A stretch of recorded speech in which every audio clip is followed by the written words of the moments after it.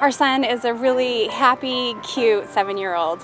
He tells jokes and he's funny, and he has a real desire to do what's right. In the school, that translates that he works really hard and he wants to do the very best for his teacher. He wants approval from his teacher, and we've encouraged that behavior. We've always encouraged and said, you know, you need to go to school, we're happy, you know, listen to what your teacher says, study hard, those kind of things. The teacher told me that gay marriage is legal in Massachusetts and they have the right to teach that in the school. I felt very violated that such an important social issue was presented, that I have certain feelings on, was presented in a positive way that was opposite of what our family holds dear and valuable. And I felt like the school was trying to chip away at my child's moral foundation and undermine our parental authority. And it was so upsetting because I entrusted my son to his teacher and to the school. And after this happened, we can't say that anymore. And I think that's a tragedy. That's just terrible that I can't tell my kids, I want you to listen to what your teacher says and believe and, you know, do those things. After a lot of thought between us, we decided, well, you know, we really ought to talk to the teacher. We ought to express to the teacher how disappointed we are, how violated we felt, that our trust had been abused.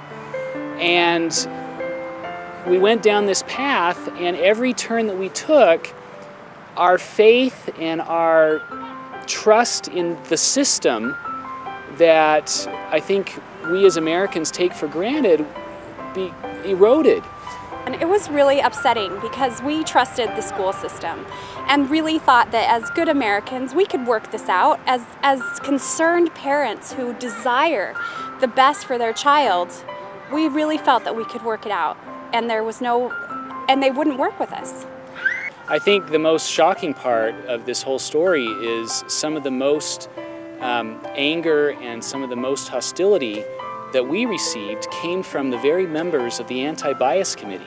I felt really deceived by the goals of the Anti-Bias Committee because these people started being so rude to me, and I thought that the whole idea was to promote unity and diversity, and I'm part of diversity.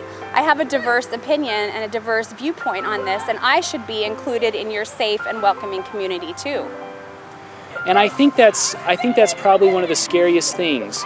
Some of these issues today are being elevated and talked about and promoted in a secular fashion to the point that there is a distinct and outward bias against anyone of any kind of a religious background that feels strongly about that.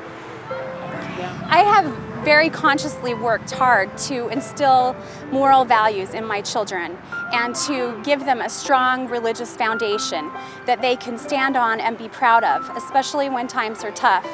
And I feel very upset that the school is deliberately trying to chip away at that moral foundation and violate my parental guidance because they feel that they know better and that their authority is better than any of my faith.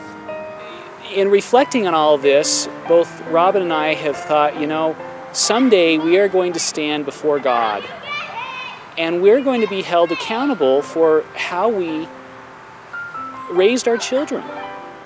And I could not stand idly by and watch this happen and not say something. I couldn't face God and answer to that responsibility if I had just gone away, which is, I think, what they wanted us to do.